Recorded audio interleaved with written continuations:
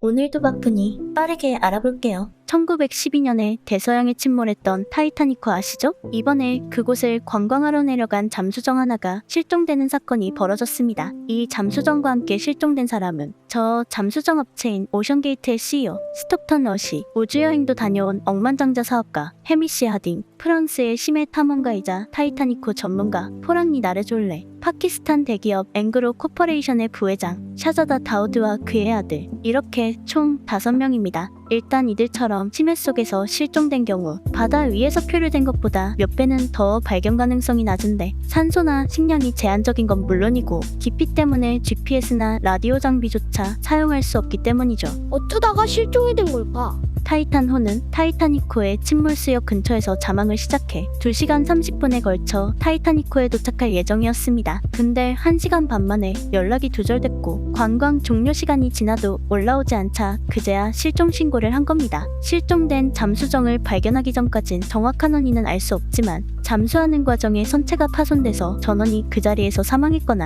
바닷속에 떠다니는 그물 같은 것에 걸려 오도 가도 못하는 상황일 수도 있다고 하죠. 그리고 수색대가 음파 탐지기로 수중소음을 감지했는데 30분 간격으로 쾅쾅 소리를 내는 무언가가 있었다고 합니다. 그래서 해양음향 전문가가 소리를 분석해서 추적하고 있다고는 하지만 잠수정 안에 산소는 점점 떨어져가고 그리고 설령 찾는다고 해도 구조하는 데 걸리는 시간까지 생각하면 사실상 살아서 구조될 가능성은 제로에 가깝다고 해요. 그래서 이 소식이 세계적으로 전해지면서 어떻게든 구조가 되길 바라며 수색 작업에 나섰는데 결국 찾지 못한 채 잠수정에 남은 산소량이 다 소진됐다고 합니다. 산소가 없으면 생존 확률은? 없다고 봐야죠. 참고로 저 CEO의 와이프가 진짜 타이타닉호 희생자의 후손이라고 하는데 와이프 입장에선 조상도 타이타닉한테 잃었고 남편은 타이타닉을 관광하는 잠수함에 잃은 건데 얼마나 허탈할까. 그리고 이번 사건은 타이타닉호가 침몰하게 된 원인만큼이나 너무나 어처구니 없는 점들이 있습니다. 먼저 저 타이탄이란 잠수함의 잠수 스펙은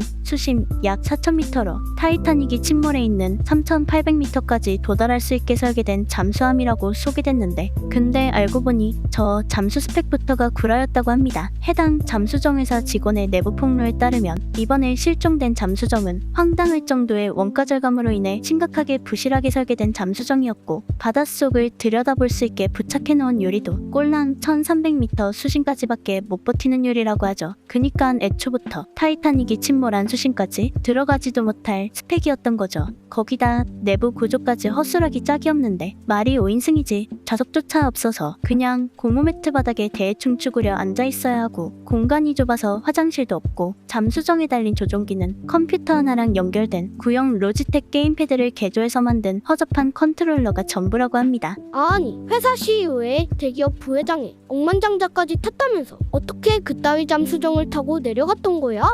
그치? 상식적인 사람이면 당연히 안 타겠지? 근데 저 잠수정 회사 CEO 스톡턴 러시는 상식적인 사람이 아니었죠. 해당 잠수정에 대해 위험성을 경고한 직원을 해고하는 건 물론이고 본인의 팟캐스트에서 안전은 쓰레기 같은 것이다. 위험을 감수해야만 진정한 행복을 느낄 수 있다고 말하는 말 그대로 안전불감증에 걸린 인간이었다고 합니다. 아무리 그래도 1300m짜리 유리를 달고 4000m를 내려가는 미친 인간이 있을까?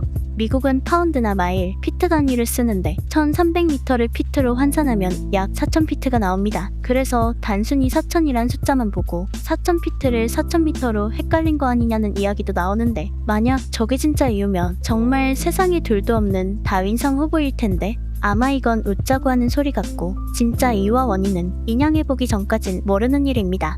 아니 그럼 저 CEO는 그렇다 치고 나머지 4명은 아무것도 모르고 들어간 건가? 그럴 가능성은 낮아. 잠수정에 탑승하기 전 면책 서류를 작성했다고 하는데 그 서류에는 부상과 장애, 트라우마가 남을 가능성도 있고 사망이란 표현이 3번이나 언급됐고 심지어 시제품이라 공인기관의 승인이나 검사가 없었다는 것도 명시했다고 합니다. 그러니 얼마나 부실한 잠수정인지는 탑승한 인원 전체가 충분히 인지하고 있을 가능성이 있다는 겁니다. 과거에 저 잠수정을 탔었던 사람들의 경험담을 들어보면 독일인 탐험가 아르투어 로이블은 출발 전 한번 전기 문제로 선체에 고장이 나서 취소됐던 적도 있고 하강할 때 균형을 잡는 브래킷이 떨어졌는데 이걸 케이블 타이로 묶었던 걸 떠올리며 그건 마치 자살 미션과도 같았다고 합니다. 또 심슨 가족의 작가도 작년에 이 잠수정을 탔었는데 그 사람이 탔을 때도 해류 때문에 경로를 이탈했었고 나침반도 이상하게 작동하면서 안전 문제를 겪었었다고 하죠. 그리고 CBS 팟캐스트 진행자가 탔을 때도 잠수정이 몇 시간 정도 길을 잃었었다고 합니다.